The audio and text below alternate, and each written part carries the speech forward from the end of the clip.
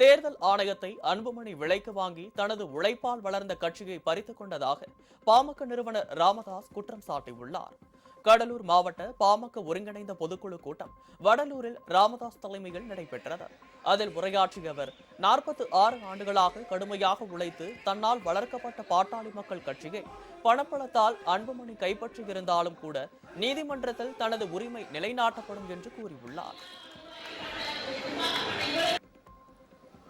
இப்பொழுது ஏமாற்றி பொய் சொல்லி,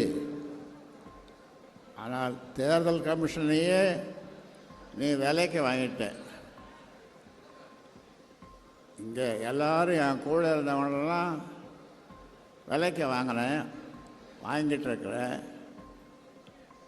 இப்போ தேர்தல் கமிஷனையே விலைக்கு வாங்கிட்டேன். தேர்தல் கமிஷனுக்கு உண்மையை சொன்னாலும் புரிய மாட்டேங்குது. ஏன்னா பணம் விளையாடிட்டு, பணம் பத்தும் செய்யும் என்று சொல்லுவார்கள். பணம் தேர்தல் கமிஷன் வரைக்கும் போயிடுது.